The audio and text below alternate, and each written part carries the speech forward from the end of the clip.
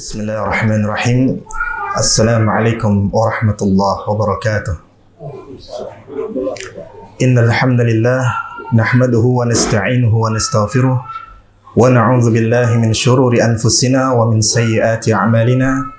Man yahdihillahu fala mudilla lahu wa man yudlil fala hadiya lahu.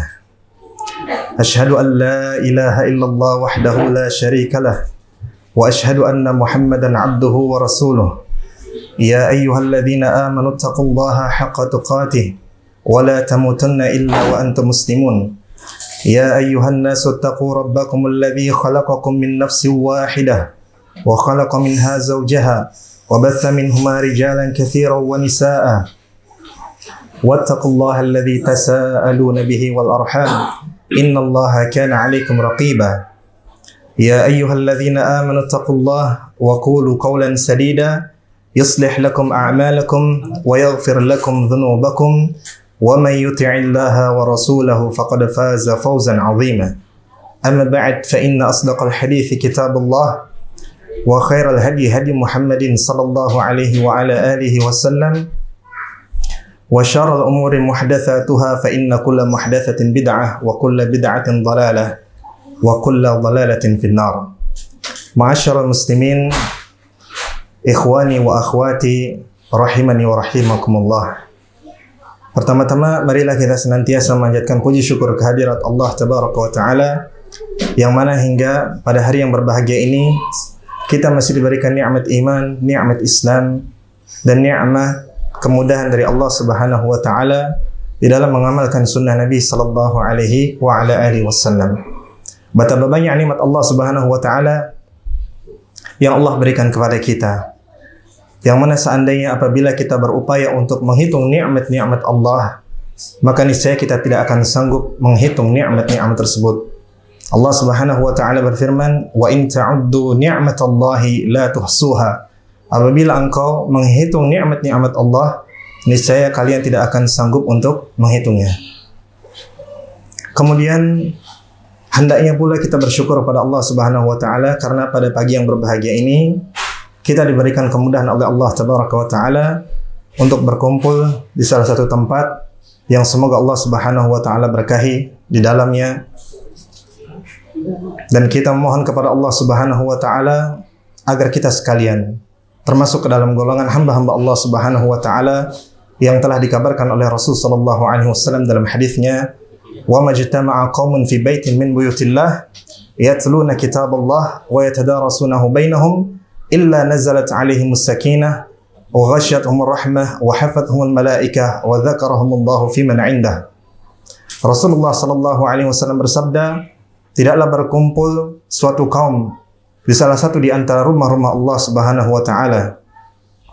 Mereka membaca Al-Qur'anul Karim dan saling mempelajarinya di antara mereka, melainkan rahmat Allah Subhanahu wa Ta'ala akan turun kepada mereka, sakinah akan turun kepada mereka, rahmat Allah akan meliputi mereka, malaikat-malaikat Allah akan mengelilingi majelis mereka, kemudian Allah Subhanahu wa Ta'ala akan membanggakan mereka di hadapan para malaikatnya.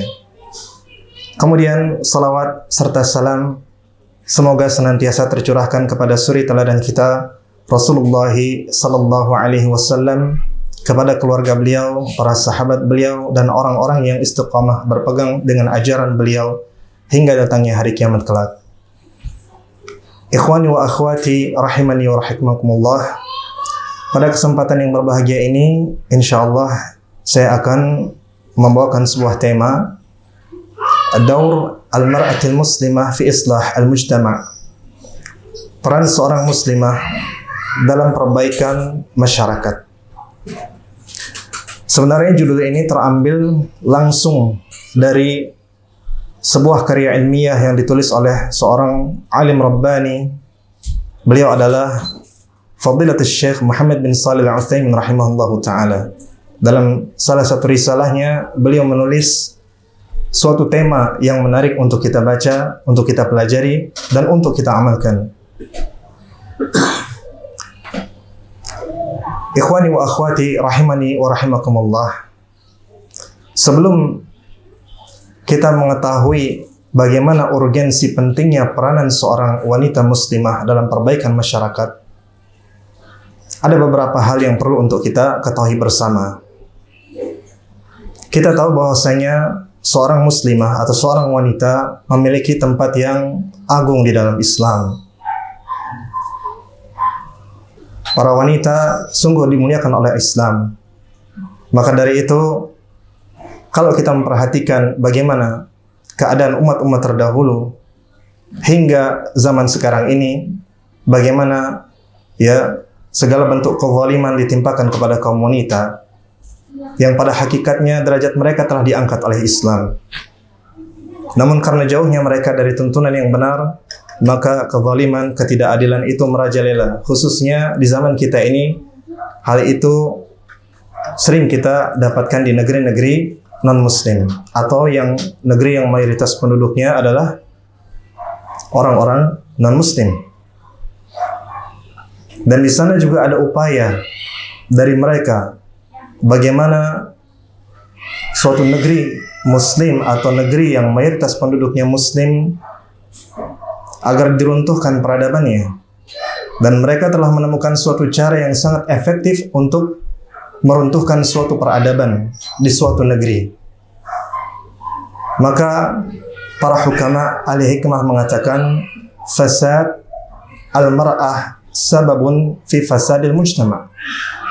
Sebagian ulama dan para ahli hikmah mengatakan bahwasanya rusaknya seorang wanita merupakan sebab atau kehancuran dari suatu masyarakat atau suatu peradaban.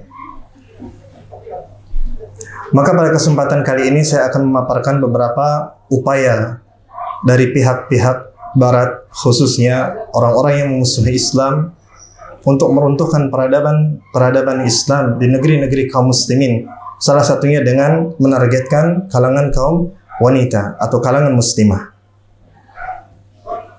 Yang pertama di antara upaya yang mereka lakukan di sini adalah nasyru mabda al-musawah bainan nisa wa rijal.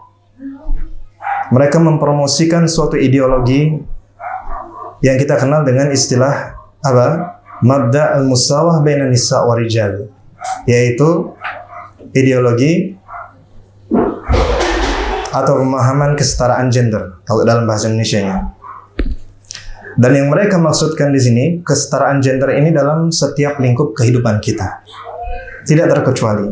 Dan perlu diketahui, ikhwani wa akhwati rahimani wa rahimakumullah, bahwasanya betul Islam dalam beberapa hal mengakui bahwasanya ada persamaan hak-hak dan kewajiban antara laki-laki dan wanita. Di antaranya adalah kewajiban dalam menunaikan ibadah seperti salat, puasa, zakat dan lain sebagainya. Ini semua dibebankan kepada dua golongan, yaitu kaum laki-laki dan kaum wanita.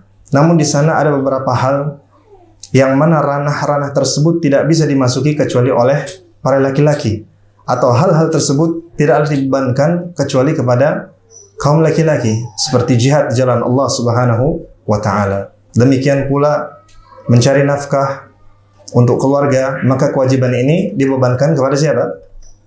Kepada laki-laki.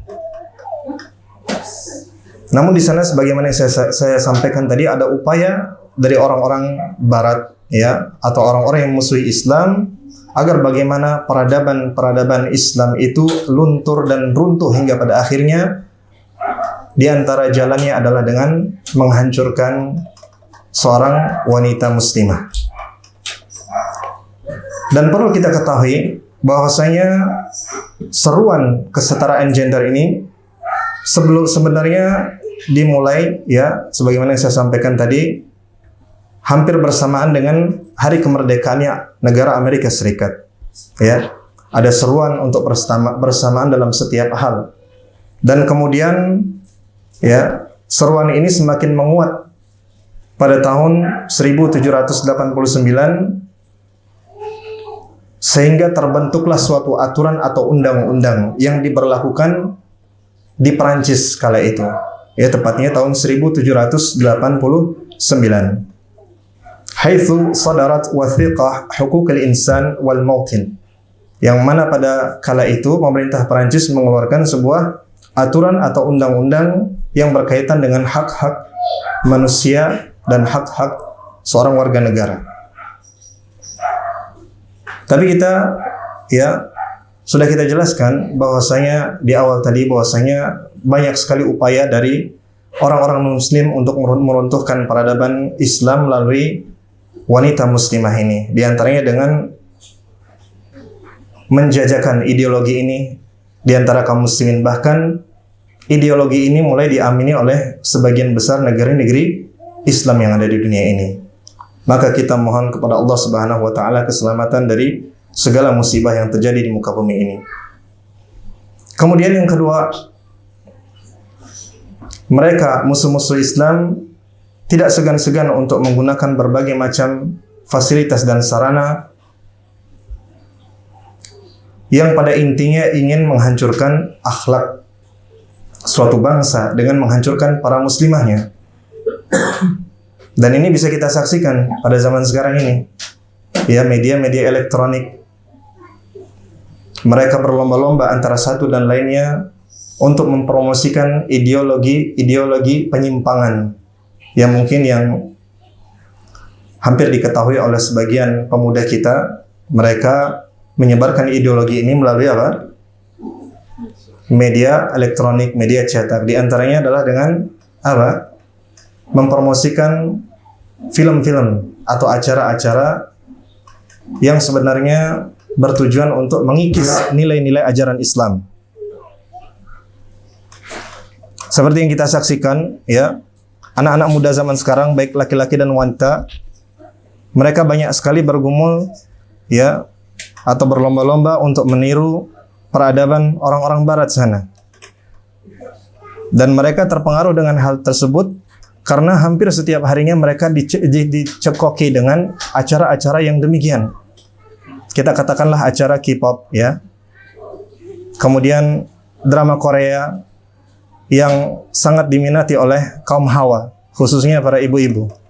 Bagaimana dalam acara-acara tersebut ditampilkan sesuatu yang pada zahirnya, ya, berseberangan atau bertolak belakang dengan kenyataannya.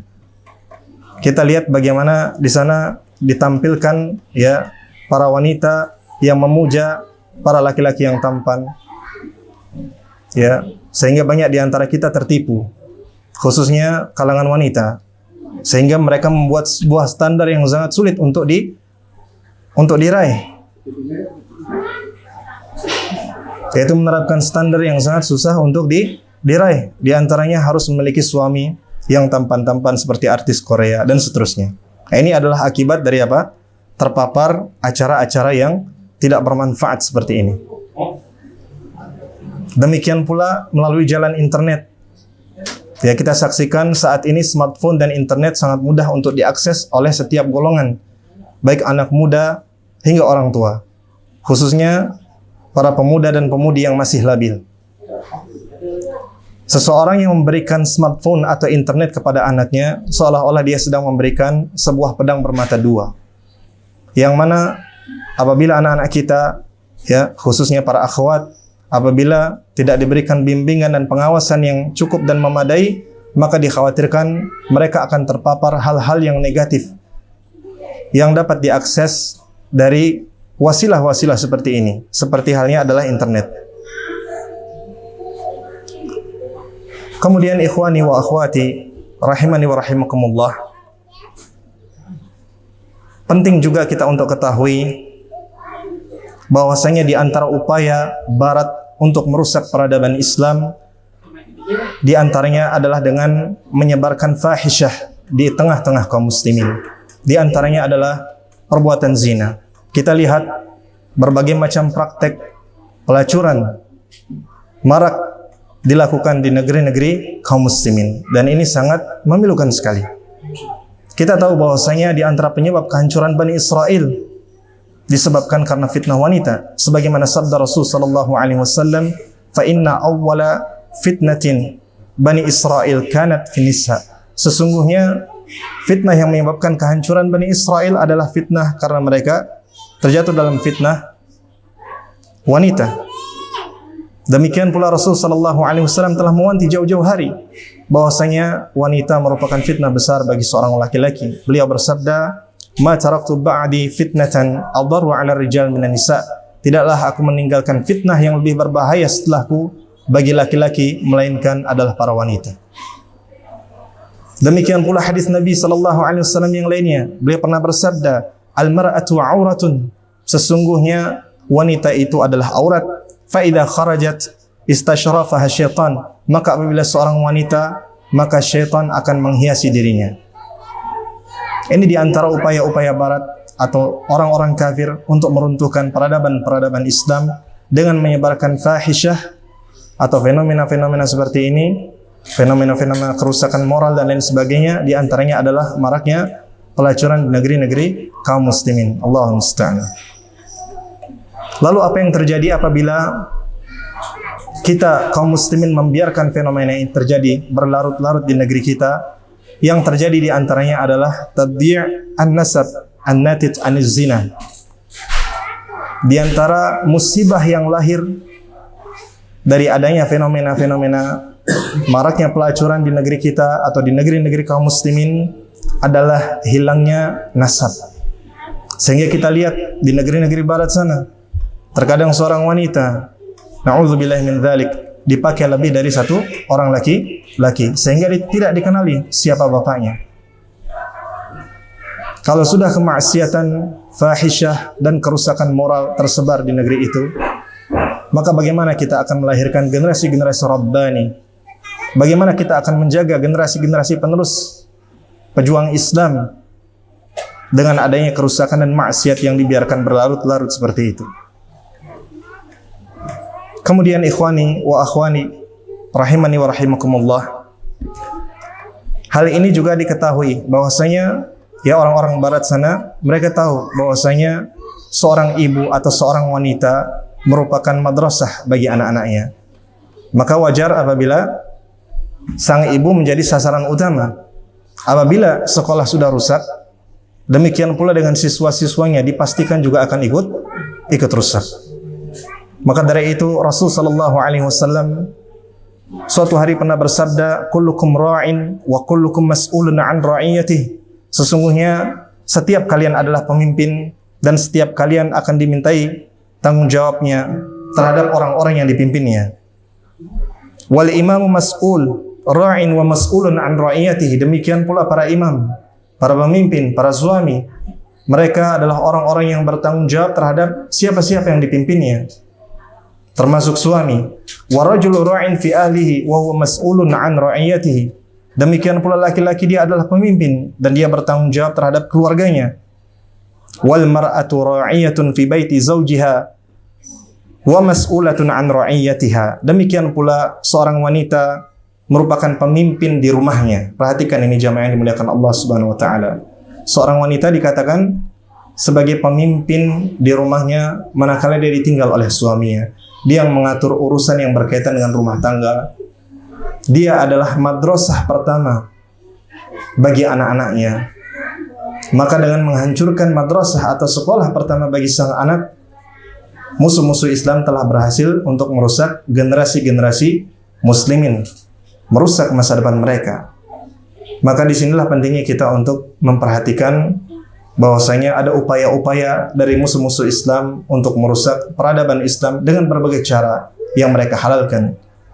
Ya, walan tarda ankal yahud wala nasara hatta tattabi'a millatahum. Allah Subhanahu wa taala berfirman, sesungguhnya orang-orang Yahudi dan Nasrani tidak akan ridha kepada kalian sampai kalian mengikuti jejak mereka.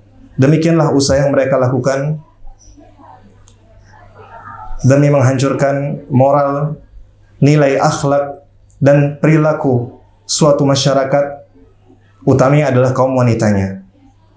Kemudian para jamaah yang dimuliakan Allah Subhanahu wa taala, sekarang kita akan beralih pada pembahasan inti dari materi ini, yaitu ahamiyah daurul mar'ah fi islah al-mujtama'. Urgensi pentingnya peran seorang wanita dalam perbaikan masyarakat. Di sana ada dua sebab yang perlu untuk kita ketahui mengapa sih seorang wanita begitu penting perannya ya di suatu masyarakat. Yang pertama, sebab yang pertama, annan nisa'a karijal adadan. Yang pertama disebabkan karena jumlah wanita sendiri itu jumlahnya hampir sama dengan laki-laki. Artinya mereka memiliki tanggung jawab setengah dari masyarakat di suatu negeri untuk memperbaiki keadaan mereka. Mereka memiliki tanggung jawab selain laki-laki, karena jumlah mereka hampir menyamai laki-laki. Ya, sebagaimana yang disebutkan dalam statistik ya jumlah wanita dan laki-laki di Indonesia, disebutkan bahwasanya jumlah laki-laki pada tahun 2020 mencapai 50,5%. Adapun wanita 49,5% di Indonesia. Artinya mereka juga memiliki tanggung jawab dan peran yang dinanti di masyarakat. Kemudian yang kedua, jamaah yang dimuliakan Allah Subhanahu wa taala, begitu penting peran seorang wanita dalam perbaikan masyarakat. Hal ini tidak lain disebabkan karena apa? Anna awwala nash'atil ajyal takun fi ahdanin nisa. Karena sesungguhnya madrasah pertama bagi setiap generasi itu berada di mana? Di tangan siapa? Di tangan para wanita. Setiap generasi yang kita tahu dari zaman terdahulu hingga zaman sekarang ini, mereka semua lahir dari rahim seorang wanita. Maka apabila seorang wanita baik, maka generasi yang dia bina, generasi yang didik akan menjadi baik. Demikian pula sebaliknya. Apabila seorang wanita telah rusak, maka jangan kita mengharapkan ya muncul generasi yang baik di negeri kita ini.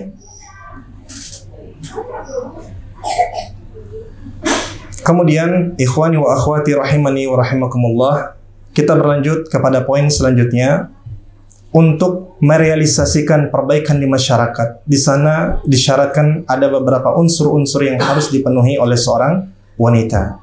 Muqawwimat islahul mar'ah fil mujtama'. Ada beberapa unsur yang penting untuk terpenuhi atau yang dipenuhi oleh seorang muslimah agar perbaikan di masyarakat itu terrealisasi dengan baik. Al-muqawwim al-awwal, unsur yang pertama adalah salahul mar'ah, yaitu kebaikan seorang wanita, solehnya seorang wanita. Bagaimana mungkin seorang wanita dapat melahirkan generasi yang soleh kalau dirinya tidak solehah? Dan seorang wanita, dia akan menjadi wanita yang salehah tidak lain dengan satu jalan, yaitu dengan menuntut ilmu agama.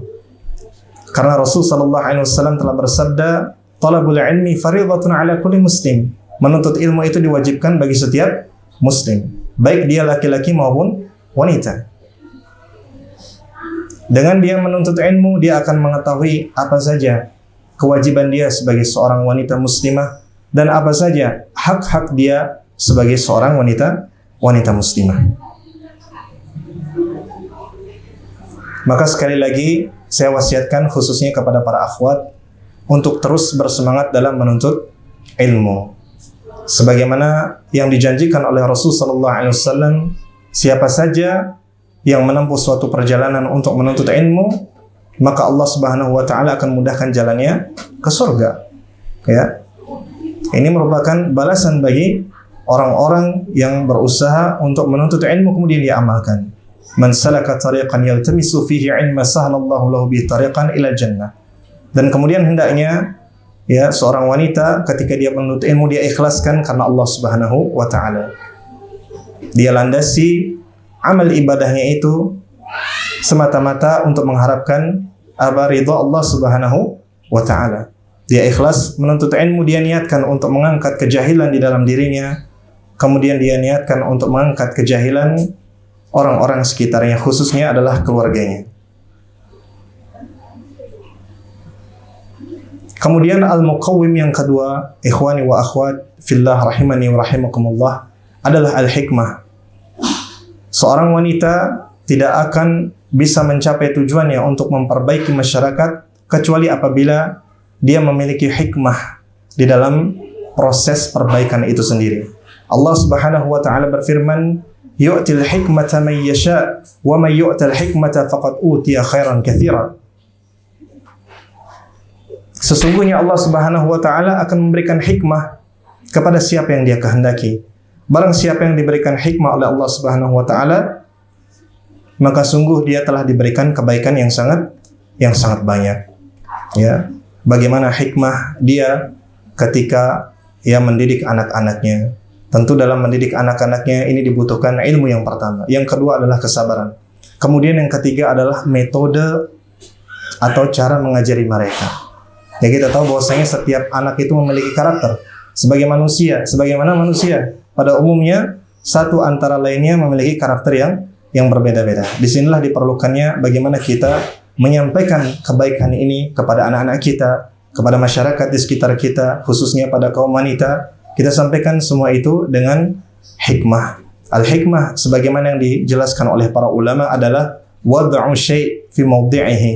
Yang dimaksud dengan hikmah di sini adalah meletakkan sesuatu pada tempatnya.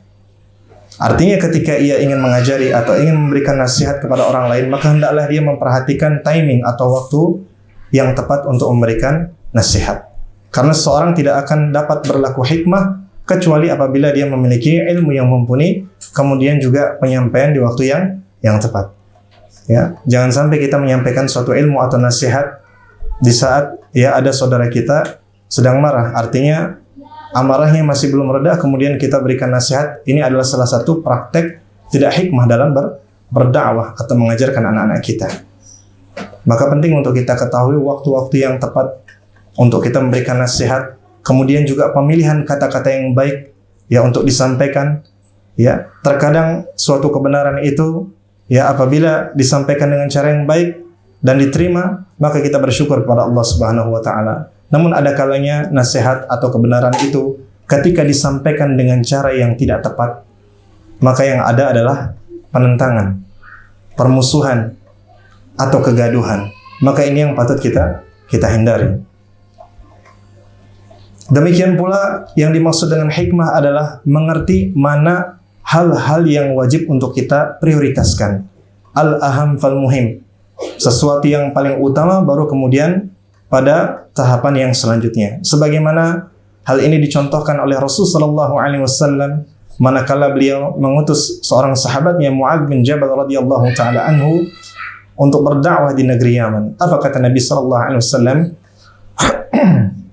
Rasul sallallahu alaihi wasallam bersabda, "Ya Mu'adz, innaka ta'ti qauman min ahli al-kitab, falyakun awwalu ma tad'uhu ilaihi syahadatu an la ilaha illallah." Wahai Mu'adz, sesungguhnya engkau akan mendatangi suatu kaum dari kalangan ahli kitab. Kemudian apa kata Nabi SAW? فَلْيَكُنْ أَوَّلُ مَا تَدَعُوهُ إِلَيْهِ شَهَادَةُ أَنْ لَا إِلَهَ إِلَّا اللَّهِ. Maka hendaknya yang pertama kali engkau dakwahi, wahai Mu'adz, adalah agar mereka tidak menyekutukan Allah Subhanahu wa taala. Kita tahu pada masa jahiliyah, para jamaah yang dimuliakan Allah Subhanahu wa taala, di situ banyak sekali pada masa jahiliyah orang-orang yang minum arak atau minuman keras, perzinaan merajalela dan lain sebagainya. Seandainya kalau bukan dakwah tauhid yang pertama kali disampaikan oleh Nabi sallallahu alaihi wasallam, seandainya yang dilarang pertama kali adalah khamr atau perbuatan zina, niscaya akan sulit. Niscaya mereka akan memberikan penentangan yang sangat kuat. Namun manakala dakwah tauhid telah menancap di dalam hati dan sanubari mereka, maka apabila hak-hak Allah telah mereka tunaikan, maka kewajiban-kewajiban lainnya akan menjadi lebih ringan. Maka dari itu pentingnya kita mengetahui mana hal-hal yang perlu untuk menjadi skala prioritas dibandingkan dengan hal-hal yang lainnya. Kita jumpai misalnya ada saudara kita atau kerabat kita atau anak-anak kita masih hobi untuk mendengarkan musik dibandingkan dengan membaca Al-Quranul Karim. Maka kalau kita sampaikan kepada mereka jangan dengar musik, niscaya mereka akan akan lari. Niscaya mereka akan menentang para jamaah yang dimuliakan Allah Subhanahu wa taala. Namun apabila kita ajari mereka secara bertahap, yang kita awali dengan tauhid, kita tanamkan nilai-nilai tauhid di dalam diri mereka, kita ajari mereka bahwasanya Allah Ar-Raqib, Allah Maha mengawasi, Allah Al-Alim, Allah mengetahui segala sesuatu, bahkan yang ada di dalam diri kita. Karena kita merasa diawasi oleh Allah Subhanahu wa taala, akhirnya itu akan melahirkan rasa takut kepada Allah Subhanahu wa taala. Dan kita menyadari bahwasanya Allah memperhatikan setiap gerak-gerik kita dimanapun kita berada. Sehingga yang demikian diharapkan suatu hari nanti mereka akan mulai bertahap meninggalkan hal-hal yang tidak bermanfaat bagi dirinya, apalagi hal-hal yang bertentangan dengan ajaran Islam. Kemudian Syekh Muhammad bin Shalih Al-Utsaimin rahimahullahu taala dalam kitab beliau memberikan beberapa contoh hikmah yang barangkali bisa kita jadikan sebagai pelajaran berharga dalam hidup kita. Di antaranya adalah kisah al-a'rabi alladhi bala fil masjid. Mungkin sebagian kita sudah pernah mendengar bagaimana kisah seorang Arab Badui. Ya. Kalau A'rabi itu artinya Arab Badui. Adapun Arabi artinya orang Arab. Ini yang harus kita bedakan. Bagi para pembelajar bahasa Arab, ini ada dua istilah yang harus kita bedakan. Yang pertama adalah Al-Arab atau bentuk plural dari Arabi, orang Arab. Adapun A'rab itu artinya apa? Orang Arab Badui. Ibaratnya orang yang dari apa? Dari pedalaman. Seperti itu. Akhrajal Bukhari wa Muslim wa ghairuhuma. Imam Bukhari dan Muslim mengeluarkan dalam sahihnya atau meriwayatkan hadis Anas bin Malik radhiyallahu taala anhu, kisah seorang Arab Badui yang kencing di dalam masjid. Apa yang terjadi para jamaah yang dimuliakan Allah Subhanahu wa taala?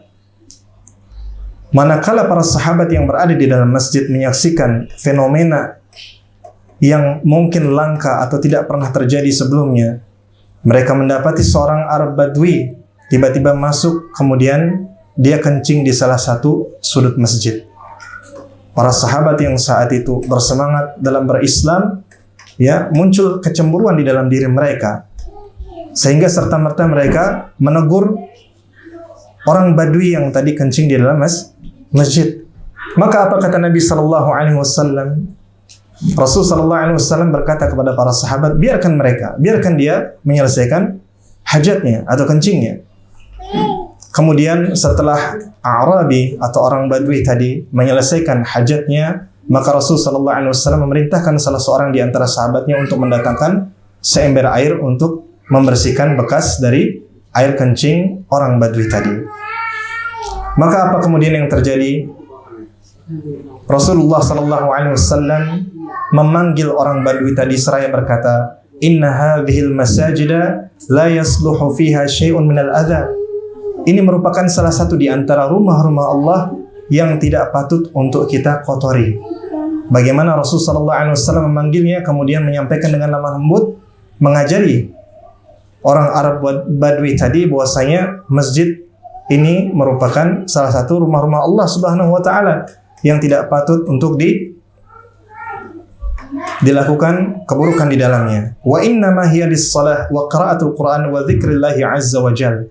Karena sesungguhnya fungsi dari masjid itu adalah tempat untuk salat atau ibadah, wa qiraatul Qur'an, membaca Al-Qur'anul Karim, wa dzikrillah azza wa jalla, kemudian berzikir kepada Allah Subhanahu wa taala.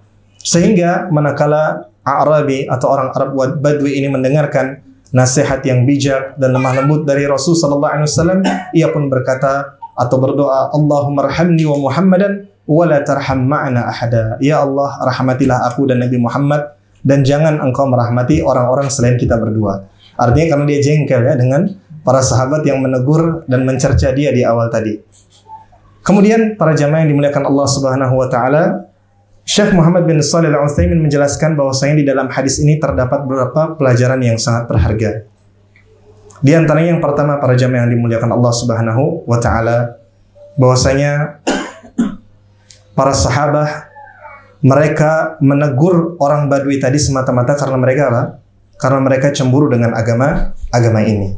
Sehingga mereka meneriaki orang Arabi tadi atau orang Badui tadi yang sedang kencing di masjid.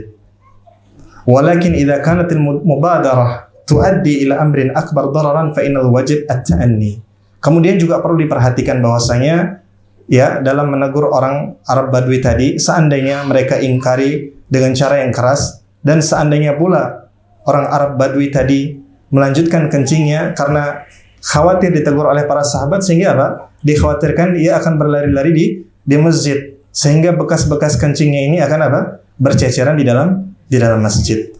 Maka seandainya, disinilah perlu kita menimbang, apabila nasihat yang kita sampaikan tadi sekiranya pada kondisi itu bisa mendatangkan maslahat yang lebih besar, maka kita lakukan. Namun apabila ternyata setelah kita menimbang bahwasanya apabila suatu nasihat itu seandainya disampaikan pada kondisi tersebut ternyata dapat melahirkan mudarat yang lebih besar dari yang pertama, maka hendaknya kita tinggalkan, atau kita berhati-hati, atau kita bisa tunda pada kesempatan yang lain.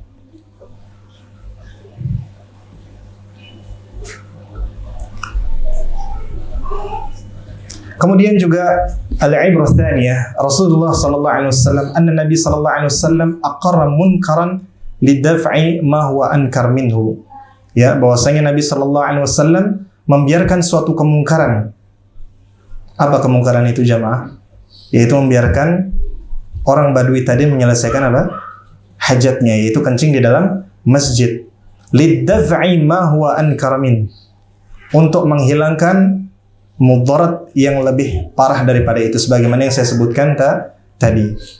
Fal munkar alladhi aqarrahu huwa istimrar hadzal a'rabi fi at-tabawwul. Kemungkaran yang dibiarkan oleh Rasulullah SAW adalah membiarkan ya orang Arab Badui tadi untuk menyelesaikan kencingnya sampai benar-benar selesai. Wal munkar alladhi dafa'ahu bi hadzal iqrar huwa anna hadzal a'rabi law qama la yakhlu min amrayn. Ya, lalu kemungkaran ya yang mana Rasulullah SAW apabila lakukan, yaitu adalah dengan menasihati atau dengan menegur orang Arab Badui tadi, maka hasil yang bisa didapatkan adalah bisa jadi orang Arab tadi sebelum menyelesaikan buang hajatnya, ya dia berlari-lari di sekitar masjid dalam keadaan terbuka auratnya. Ini bisa lebih parah kondisinya daripada itu para jemaah yang dimuliakan Allah Subhanahu wa taala. Kemudian juga ibrah yang ketiga, anna Nabi sallallahu alaihi wasallam badara bi izalatil mafsadah li an ta'khir lahu afat. Nabi sallallahu alaihi wasallam dalam hadis ini menyegerakan untuk menghilangkan mafsadat. Apa mafsadat yang terjadi di tempat itu? Adanya percikan-percikan atau area tempat berkumpulnya najis. Maka Rasul sallallahu alaihi wasallam bersegera untuk menghilangkan najis dengan memanggil salah seorang di antara sahabatnya untuk membawakan seember air. Kemudian juga ibrah yang keempat, ya pelajaran keempat yang bisa diambil, anna Nabi sallallahu alaihi wasallam akhbar al-a'rabi bi sya'n hadhihi al-masajid. Bahwasanya Nabi sallallahu alaihi wasallam menyampaikan kepada orang Arab Badui ini perihal tentang kehormatan masjid atau rumah-rumah Allah Subhanahu wa taala. Wa annaha innama buniyat lis-shalah, karena sesungguhnya masjid didirikan untuk salat, wa qiraatul Quran, membaca Al-Quran dan berzikir kepada Allah Subhanahu wa taala. Ya. Ini barangkali di antara salah satu contoh perbuatan hikmah yang pernah diterapkan oleh Rasul sallallahu alaihi wasallam. Kemudian kita berlanjut para jamaah yang dimuliakan Allah Subhanahu wa taala.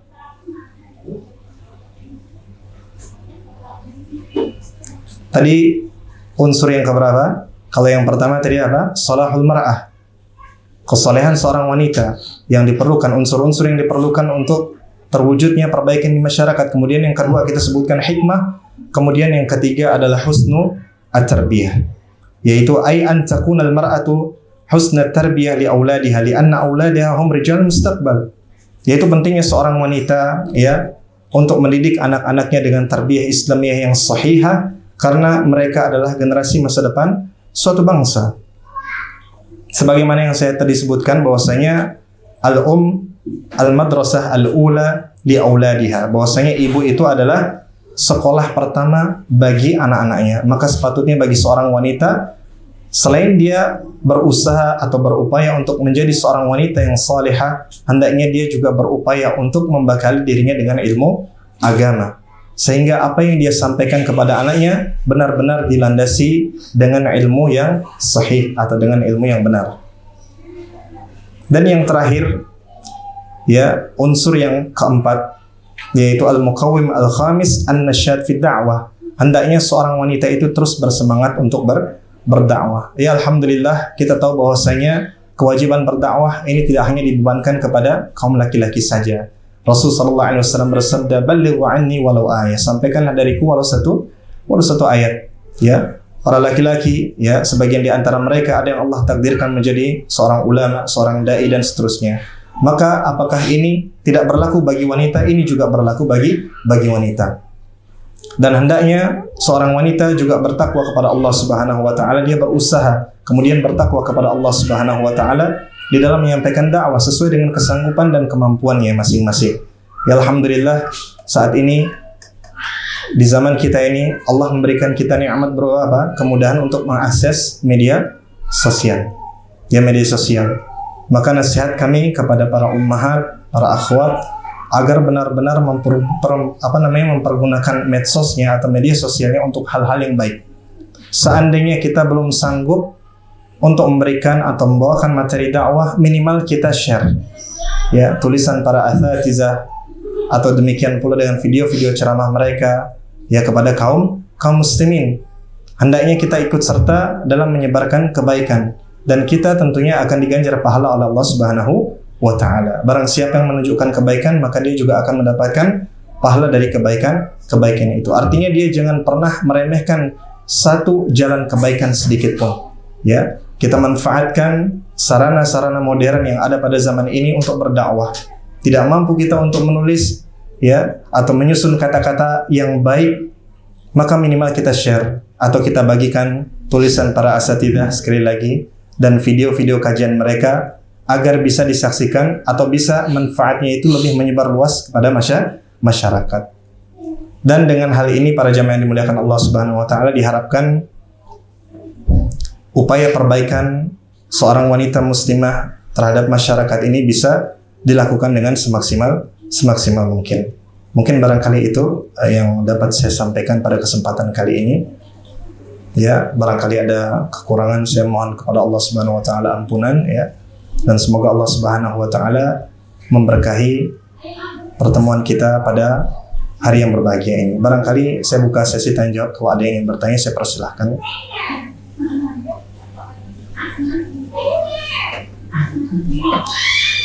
Atau dari bapak-bapak juga kami persilahkan.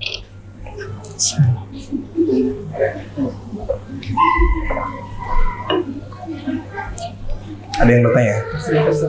Gimana? Siap.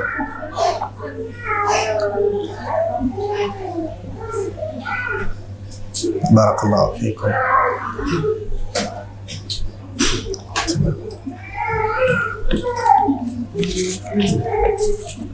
Masya Allah, sekali bertanya, pertanyaan luar biasa panjang ya. Assalamualaikum warahmatullahi wabarakatuh. Semoga Allah memberikan taufik serta rahmatnya kepada Ustaz dan kaum muslimin seluruhnya. Saya ingin bertanya, bagaimana hukumnya seorang muslim yang bekerja di warung babi guling? Kemudian yang kedua, bolehkah berkorban tetapi tidak diserahkan ke masjid melainkan dibagi-bagikan sendiri? Jazakumullah khairan. Wassalamualaikum warahmatullahi wabarakatuh. Baik, pertanyaan pertama tadi, bagaimana hukumnya seorang muslim yang bekerja di warung babi guling? Nah, jawabannya insya Allah sudah diketahui oleh setiap kaum muslimin ya. Jawabannya sebaiknya tidak atau dihindari yang seperti ini. Ketahuilah bahwasanya bumi Allah Subhanahu wa taala itu sangat luas. Ya, dan setiap kita sudah ditetapkan rizkinya oleh Allah Subhanahu wa taala. Maka jangan sekali-kali kita pernah takut untuk tidak mendapatkan bagian dari rizki kita. Ya, bahwasanya bumi Allah sekali lagi luas, dan Allah Subhanahu wa taala adalah Ar-Razzaq. Ya, jangan lupakan bahwasanya di antara nama-nama Allah Subhanahu wa taala adalah Ar-Razzaq. Ya, bahkan dalam sebuah hadis Rasul sallallahu alaihi wasallam bersabda, barang siapa yang meninggalkan sesuatu karena Allah, maka Allah Subhanahu wa taala akan mengganti sesuatu tadi dengan yang lebih baik lagi. Kita berdoa dan bertawakal kepada Allah Subhanahu wa taala. Perhatikan para muslimah rahimani wa rahimakumullah. Kalau hewan saja telah dijamin rezekinya oleh Allah Subhanahu wa taala, lalu mengapa kita sebagai makhluk yang berakal lebih takut daripada hewan untuk tidak mendapatkan rezeki Allah Subhanahu wa taala? Betul atau tidak? Rasul sallallahu alaihi wasallam pernah bersabda, "Lau annakum tawakkaluna 'ala Allahi haqqa tawakkulih, la razaqakum kama razaqat tayra, yaghdu khimasa wa taghdu hisana." Bahwasanya apabila kalian bertakwa kepada Allah Subhanahu wa taala dengan sebenar-benarnya tawakal, maka Allah Subhanahu wa taala akan memberi kepada kalian rezeki sebagaimana Allah Subhanahu wa taala memberikan rezeki kepada apa? Kepada burung. Yang mana pagi hari burung pergi dalam keadaan apa? Lapar. Kita lihat perut burung kosong, apalagi dia yang memiliki anak, ya. Tentu dia akan mencari nafkah, dan ketika dia kembali di sore hari, apa yang terjadi? Perut mereka sudah terisi penuh, bahkan mereka membawakan sebagian makanan untuk mereka bagikan kepada anak-anak mereka. Itu hewan para jamaah yang dimuliakan Allah Subhanahu wa taala. Lalu bagaimana dengan manusia yang Allah berikan akal dan Allah berikan kemampuan melebihi daripada hewan-hewan yang ada di muka bumi tadi. Maka saya sarankan kepada ukhti yang bertanya, ya, apabila ada seorang muslim, entah itu suaminya atau kerabatnya, sampaikan nasihat kepada mereka dengan baik dan lemah lembut, bahwasanya bumi Allah itu luas. Jadi jangan kita pernah takut untuk tidak mendapat bagian rizki, karena rizki kita akan diberikan Allah Subhanahu wa taala, akan ditunaikan ya sebelum kita wafat. Itu berkenaan dengan pertanyaan yang pertama. Yang kedua, bolehkah berkurban tetapi tidak diserahkan ke masjid, melainkan dibagikan sendiri? Ya, ini hukum asalnya memang kita sembelih sendiri-sendiri ya. Hewan kurban kemudian kita bagikan, kita bagi 3 ya. Boleh kita bagikan kepada kerabat, kemudian fakir miskin, dan ada bagian yang kita makan sendiri. Yang lebih afdal adalah kita menyembelih hewan kurban kita sendiri. Namun apabila ya terkadang di sana ada keterbatasan. Contohnya seperti apa?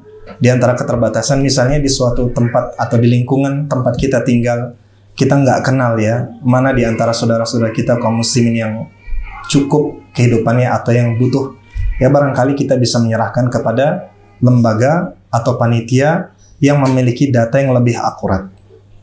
Dan tentunya kita serahkan kepada lembaga yang amanah. Ya, jangan sampai orang yang tidak amanah kita serahkan kepada mereka. Dikhawatirkan hewan kurban kita nanti tidak sampai kepada orang-orang yang berhak untuk mendapatkannya.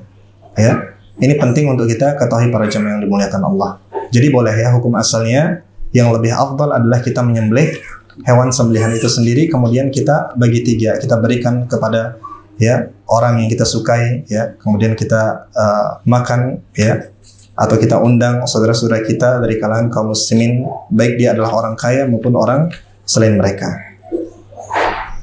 Allahu ta'ala alam.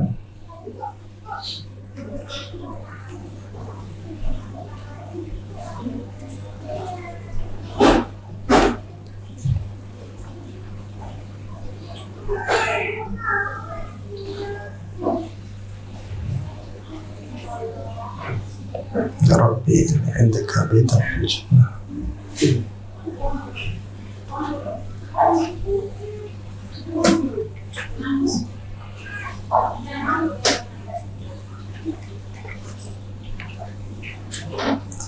Kalau doanya minta dibangunkan rumah untuk kami, bagaimana?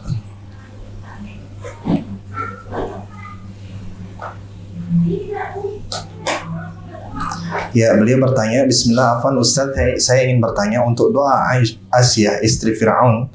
Apakah doa itu adalah doa khusus bagi wanita yang terzalimi? Jadi beliau membawakan doanya kurang lebih ini ya.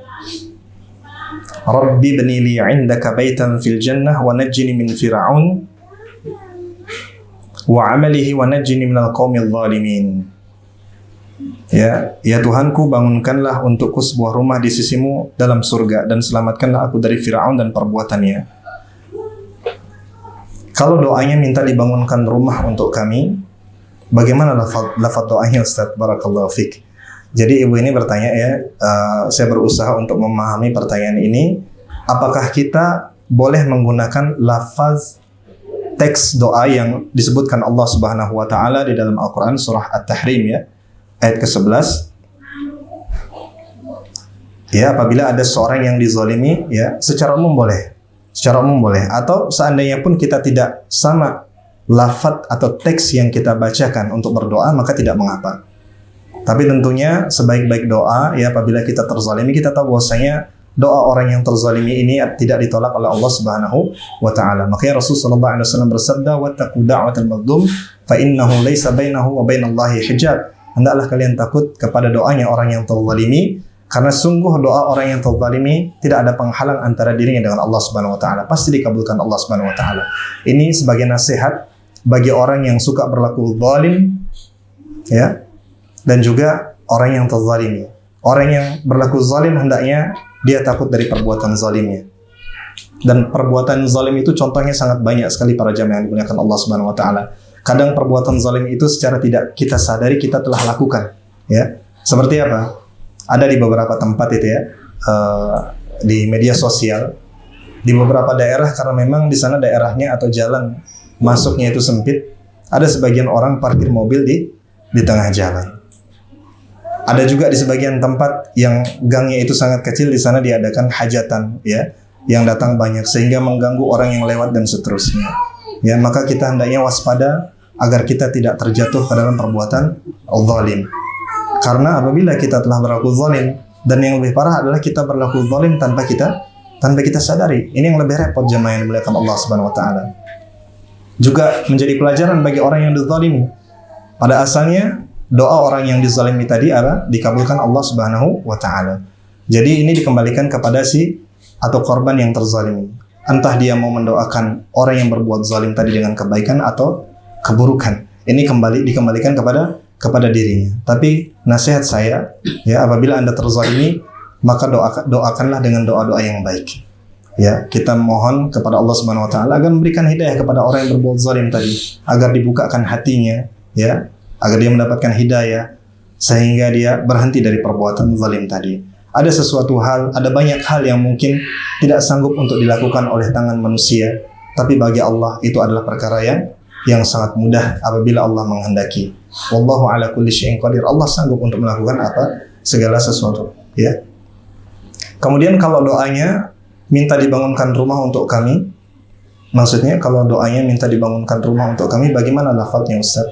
Secara umum berdoa ini boleh dengan doa apa saja, tapi yang lebih baik adalah dengan teks-teks yang sudah dicontohkan di dalam Al-Quran dan hadis-hadis Nabi Sallallahu Alaihi Wasallam. Sekalipun tidak, kita nggak, ya, diwajibkan harus plek sama dengan teks yang ada di dalam Al-Quran dan hadis Nabi Sallallahu Alaihi Wasallam. Karena berdoa itu alhamdulillah Allah berikan segala kemudahan, ya. Teksnya dengan teks apapun, yang penting kita harus memperhatikan adab-adab dalam berdoa. Itu yang paling penting. Di antara adab-adab berdoa tentunya, ya, dianjurkan kita untuk berwudu, kemudian kita menghadap kiblat, kemudian kita menengadahkan kedua tangan kita. Karena dalam hadis Nabi Sallallahu Alaihi Wasallam pernah bersabda, sesungguhnya Allah Subhanahu Wa Taala maha malu, dan Allah Subhanahu Wa Taala malu apabila dia mendapati seorang hamba yang menengadahkan kedua tangannya tapi tidak dijawab oleh Allah Subhanahu Wa Taala. Ya, kita menengadahkan kedua tangan kita. Kemudian juga di antara adab berdoa kepada Allah Subhanahu Wa Taala, kita mengawali doa kita dengan memuji Allah Subhanahu Wa Taala. Dilanjutkan dengan mengucapkan salawat kepada Rasul Sallallahu Alaihi Wasallam, baru kita ungkapkan hajat kita kepada Allah Subhanahu Wa Taala. Dan agar lebih afdal, ya, hendaknya kita iringi doa kita dengan tawassul, ya, dengan Asmaul Husna. Jadi tawassul itu ada dua jenis. Tawassul yang dibolehkan dalam syariat dan ada tawassul yang tidak dibolehkan dalam syariat. Di antara yang dibolehkan dalam syariat apa? Bertawassul dengan nama-nama Allah Subhanahu Wa Taala yang indah. Allah Subhanahu Wa Taala berfirman, "Walillahil asmaul husna fad'uhu biha." Dan Allah memiliki nama-nama yang indah, berdoalah dengan nama-nama yang indah tadi. Dalam hadis Rasul Sallallahu Alaihi Wasallam juga bersabda, "Inna lillahi tis'atan wa tis'ina isman, mi'atan illa wahidan, wa man ahsaha dakhala al-jannah." Sesungguhnya Allah memiliki 99 nama, 100 kurang 1. Barang siapa yang menghitungnya, maka dia akan masuk surga. Tapi perlu difahami dalam hadis ini bahwasanya Allah tidak bermaksud untuk membatasi namanya. Karena nama-nama Allah yang Allah beritahu kepada kita, baik dalam kitab-kitabnya atau melalui lisan Rasulnya yang mulia alaihi salatu wassalam, mungkin jumlahnya 99. Tapi itu tidak menafikan bahwasanya Allah memiliki nama-nama lainnya. Dalilnya apa? Dalilnya dalam doa yang panjang yang pernah dibacakan oleh Rasul sallallahu alaihi wasallam, Allahumma inni abduka ibnu amatik wa ibnu abdik, nasiyati biyadik, madin fi hukmuk, adlun fi qada'uk, as'aluka bi kulli ismin huwa lak. Rasul sallallahu alaihi wasallam berdoa, as'aluka bi kulli ismin huwa lak. Ya Allah, aku berdoa kepadamu dengan setiap nama yang engkau miliki. Sammaita bihi nafsah, yang engkau namakan dirimu dengan itu. Awis ta'sarta bihi fi ilmil ghaibi 'indaka. Termasuk juga nama-nama yang engkau sembunyikan di dalam ilmu ghaib yang hanya engkau ketahui. Artinya kita ketika memohon kepada Allah dengan Asmaul Husna, maka kita sesuaikan nama Allah tadi dengan hajat yang kita minta. Saya contohkan, kalau kita sakit, apa yang kita baca? Ya Allah, Ya Syafi. Di antara nama Allah adalah Asy-Syafi. Ya Allah, Ya Syafi, yang maha penyembuh, sembuhkan saya. Ya Allah, Ya Syafi, Ishfini. Ya Allah yang maha penyembuh, berikan saya kesembuhan. Atau seandainya kita memiliki hajat sebagaimana sang penanya tadi, ya, ingin agar diberikan rumah, maka kita minta kepada Allah, Ya Razzaq, yang maha memberikan rezeki, atau Ya Wahhab, yang maha pemberi. Ya, anugerahkanlah kepadaku dan keluargaku rumah di dunia dan juga rumah di akhirat. Ya, yang paling penting itu adalah memiliki rumah di mana jamaah? Di akhirat. Ya, boleh jadi di dunia karena kita memiliki beberapa keterbatasan sehingga kita masih belum memiliki rumah sendiri, ya, kita masih ngontrak atau ngekos, maka syukurilah yang ada. Seraya kita berusaha agar bagaimana kelak di surga Allah memberikan atau membangunkan rumah buat kita di surga. Di antaranya tipsnya telah disampaikan oleh Nabi SAW. Barang siapa yang menjaga 12 rakaat sunnah rawatib, maka akan dibangunkan baginya apa? Rumah di surga.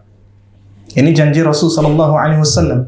Ya, 12 rakaat sunnah rawatib, yaitu 2 rakaat sebelum subuh, 4 rakaat sebelum, sudah berapa? 6. Kemudian 2 rakaat setelah zuhur, 8.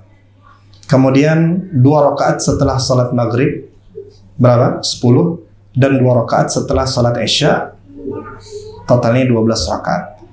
Ya, anti berusaha untuk menjaga, ya, untuk menjaga salat sunnah rawatib ini pada waktu-waktu yang saya sebutkan tadi, ya, dilakukan dengan sungguh-sungguh, dengan penuh keikhlasan kepada Allah Subhanahu wa taala. Niscaya Allah Subhanahu wa taala akan membangunkan anti dan keluarga anti rumah di surga, ya. Dan juga untuk lafaz doanya ini bebas. Sekali lagi, lafaz doanya bebas. Dan saya juga menganjurkan untuk, ya, yang pertama untuk tidak isti'jal atau tidak tergesa-gesa di dalam berdoa, karena Rasulullah SAW pernah bersabda, secara umum doa seorang hamba itu pasti dikabulkan kecuali yang tergesa-gesa. Maka para sahabat bertanya, wa mal isti'jal ya Rasulullah, apa yang dimaksud dengan tergesa-gesa tadi? Seorang dia berkata, saya berdoa ini dan itu tapi saya tidak melihat hasilnya sekarang. Artinya berdoa itu adalah secara kontinu, terus menerus dengan penuh kesabaran. Kemudian yang kedua, ya hendaknya kita berdoa kepada Allah Subhanahu wa taala di waktu-waktu yang mustajab, yang diharapkan agar doa tersebut diijabah Allah Subhanahu wa taala. Kita tahu ada beberapa waktu yang mustajab para jamaah sekalian, di antaranya apa? Di antaranya adalah ketika kita sujud, ya. Di antaranya adalah waktu kita saat kita bersujud kepada Allah Subhanahu wa taala dalam salat-salat kita. Maka kita banyak berdoa kepada Allah Subhanahu wa taala. Kemudian juga manakala kita sedang safar, ya, ini adalah waktu yang mustajab untuk berdoa. Manakala anti sedang bersafar bersama suami, ya, kemanapun, maka sempatkanlah waktu untuk berdoa kepada Allah Subhanahu wa taala. Minta segala sesuatu, tapi mintanya juga harus yang masuk akal, ya. Nggak mungkin Allah, ya, ada seorang yang meminta turun hujan uang dari langit. Ini mustahil sampai hari kiamat. Ya, artinya kita terus berdoa. Dan seandainya apabila doa kita belum dikabulkan Allah Subhanahu wa taala, maka akan ada salah satu dari 3 kemungkinan. Yang pertama, sebagaimana dalam hadis, bisa jadi doa kita langsung diijabah Allah, atau bisa jadi yang kedua, kita dijauhkan dari, ya, keburukan yang setara dengan kadar doa kita tadi, atau yang ketiga, doa kita akan disimpan oleh Allah Subhanahu wa taala di dalam surga. Maka kita hendaknya selalu berhusnuzon kepada Allah Subhanahu wa taala. Seandainya kita sudah terus-menerus berdoa kepada Allah, bersabar berdoa kepada Allah secara kontinu, namun kita belum melihat hasilnya, kita husnuzon kepada Allah. Barangkali saja doa-doa saya selama ini disimpan Allah Subhanahu wa taala, ya, sebagai pahala di akhirat, atau barangkali Allah dengan doa tadi menjauhkan kami dari keburukan atau musibah yang setara dengan kadar doa yang kita panjatkan tadi. Hendaknya seorang muslim senantiasa berhusnuzon kepada Allah Subhanahu wa taala. Allahu taala a'lam. Assalamualaikum. Sejauh mana tanggung jawab atau peran seorang istri untuk menasihati suami dalam perkara agama, terlebih urusan akidah? Apakah jika dikhawatirkan menimbulkan mudarat besar, misalnya perceraian, istri boleh tidak menasihati? Ya. Allah Subhanahu wa taala berfirman, "Ud'u ila sabili rabbika bil hikmah wal mau'izah al hasanah wajadilhum billati hi ahsan." Allah berfirman dalam Al-Qur'anul Karim, ya, serulah mereka kepada jalan Allah bil hikmah wal mau'izah al hasanah, yaitu dengan nasihat yang baik, wajadilhum billati hi ahsan, dan debatlah mereka dengan cara yang baik. Ini ada seorang ukhti yang bertanya, sejauh mana peran seorang istri untuk menasihati suami dalam perkara agama, terlebih dalam urusan akidah. Ya, seandainya dikhawatirkan menimbulkan mudarat besar, misalnya perceraian, bolehkah istri untuk tidak menasihati? Maka sebagaimana yang saya jelaskan tadi, bahwasanya hendaknya kita hikmah dalam menyampaikan nasihat. Ya, hendaknya kita hikmah dalam menyampaikan nasihat. Dalam ayat ini Allah sebutkan apa? Ud'u ila sabili rabbika bil hikmah wal mau'izah al hasanah. Serulah mereka ke jalan Allah dengan hikmah yang pertama. Kemudian apa? Wal mau'izah al hasanah, dengan nasihat yang baik. Kalau kita perhatikan ayat ini para jamaah yang dimuliakan Allah, kenapa kata hikmah dalam ayat ini tidak Allah iringi dengan kata sifat al-hasanah? Ya, kenapa tidak berbunyi seperti ini? Ud'u ila sabili rabbika bil hikmati al-hasanah. Kenapa tidak seperti itu? Kenapa Allah cukupkan dengan kata hikmah? Akan tetapi ketika Allah menyebut kata mau'izah, Allah iringi dengan sifat apa? Al-hasanah. Ya, kalau kita terjemahkan, serulah mereka kepada jalan Rabbmu dengan hikmah dan dengan nasihat yang baik. Al-hasanah itu artinya apa? Baik. Seorang ulama menjelaskan rahasia dari ayat ini. Beliau menyebutkan bahwasanya hikmah pada asalnya, hukumnya, pada hukum asalnya yang namanya hikmah itu secara mutlaknya adalah baik. Berbeda dengan apa? Nasihat. Kalau al-hikmah Allah sebutkan secara mutlak tanpa diiringi kata baik. Namun kenapa mau'izah Allah iringan dengan kata baik? Karena yang namanya nasihat itu ada dua jenis. Ada nasihat yang hasanah, mau'izah hasanah, ada juga yang tidak hasanah. Kapan dia menjadi hasanah nasihat itu? Apabila kita menasihatinya, tentunya yang pertama kita memiliki kapasitas untuk menasihati orang lain. Artinya kita perlu untuk memiliki apa? Ilmu. Kemudian yang kedua, sebagaimana yang saya jelaskan tadi, perlu memperhatikan waktu atau momen yang tepat untuk kita menasihati orang tadi. Maka apabila nasihat tersebut disampaikan dengan ilmu yang benar, dengan cara yang baik, maka itulah yang disebut dengan mau'izah hasanah, nasihat yang baik. Sebaliknya, apabila nasihat tersebut tidak disampaikan dengan cara yang patut, artinya orang yang memberikan nasihat setengah-setengah ilmunya. Makanya hati-hati, para ulama menjelaskan, ya hati-hati menjadi orang yang memiliki profesi atau keahlian setengah-setengah. Setengah dokter bahaya, ya bisa malpraktek nantinya. Setengah apa? Setengah ustadz juga bahaya. Ya hati-hati, ustadz-ustadz karbitan yang sekarang diangkat oleh media, ya baik media elektronik maupun dan lain sebagainya. Nah ini makanya waspada dengan yang namanya setengah-setengah. Demikian pula nasihat. Ya nasihat kalau kita tidak ketahui ilmunya, kemudian juga kita tidak memperhatikan momen menyampaikan nasihat tersebut, dan juga kita tidak memperhatikan konteks atau perkataan kita tidak pilih-pilih kata yang baik ketika menyampaikan nasihat, maka sesuatu yang benar, maka apabila disampaikan dengan cara yang tidak tepat atau momen yang tidak pas atau untaian kata-kata yang tidak baik, maka apa hasilnya? Maka hasilnya adalah nasihat kita boleh jadi ditolak. Ya, itu ya rahasianya. Makanya Allah Subhanahu wa taala berfirman, "Ud'u ila sabili rabbika bil hikmah wal mau'izah al hasanah wajadilhum billati hiya ahsan." Dan debatlah mereka dengan cara yang baik. Ya, kita menyampaikan kepada suami, tentu suami itu di mana-mana para jamaah yang dimuliakan Allah, dia adalah seorang pemimpin. Pemimpin dalam apa? Dalam keluarganya. Maka apabila kita memberikan nasihat kepada pemimpin, sama atau tidak ketika kita memberikan nasihat kepada anak-anak kita? Tentunya caranya berbeda. Ya, apalagi terlebih lagi pemimpin suatu negara. Nah, ini juga sebagai nasihat kepada sebagian saudara-saudara kita ya yang menasihati pemimpin kaum muslimin dengan cara yang tidak hikmah. Ya. Mereka mengumbar aib penguasa di jalan-jalan, ya. Mengumbar aib penguasa di mimbar-mimbar masjid, ya. Padahal apa kata Rasulullah sallallahu alaihi wasallam? Apabila kalian hendak menasihati seorang pemimpin, ya, maka hendaklah kalian berdua saja, kalian genggam tangannya. Ya. Kalau nasihat itu diterima, maka engkau telah menunaikan kewajiban. Apabila tidak, ya, itulah hidayah dari Allah Subhanahu wa taala. Artinya kita sudah menunaikan kewajiban kita, dan kita harus berhusnuzan bahwasanya para pemimpin kita sudah diberikan nasihat oleh para ulama-ulama, ya, para ulama-ulama kita. Ini juga sebagai teguran kepada sebagian saudara-saudara kita yang kurang hikmah dalam menyampaikan nasihat kepada penguasa. Demikian pula seorang suami yang namanya seorang suami pasti ingin dihormati, ya. Demikian pula orang tua. Biasanya kalau seorang anak menasihati orang tua umumnya seperti ini. Kamu itu siapa ya? Anak bau kencur, baru kemarin sore dan seterusnya. maka diperlukan cara-cara hikmah. Kalau tidak sanggup kita untuk menyampaikan nasihat secara langsung kepada orang tua atau suami, bagaimana caranya? Ada banyak cara yang bisa kita lakukan. Di antaranya adalah dengan memberikan buku kepada mereka, buku-buku agama yang bermanfaat, dan menyerahkan kepada mereka dengan cara yang patut dan elok para jamaah sekalian. Ya, ketika dia lagi santai, ya suami atau orang tua kita lagi santai, kita beri dia buku. Kita sampaikan kepada mereka yang ya biasanya kalau yang pengen sayang itu atau papa atau ayah atau bang, coba dong baca buku ini, gimana menurut abang gitu, bagus atau enggak, seperti itu.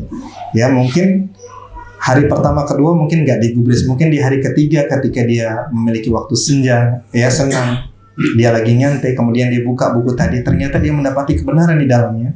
Ya boleh jadi Allah memberikan hidayah dengan cara seperti itu. Dan banyak sekali cara-cara hikmah. Atau diantaranya apabila suami kita mulai menganggap kita aneh ya karena ikut kajian apa kok pakai cadar dan lain sebagainya. Ya, perbagus akhlak kita. Ya, orang yang ngaji kalau ngajinya benar, maka dia akan berpengaruh kepada akhlak dia sehari-hari. Akhlaknya semakin baik. Tidak sedikit orang tua, suami ya mendapatkan hidayah lantaran melihat baiknya dan bagusnya akhlak para istri mereka.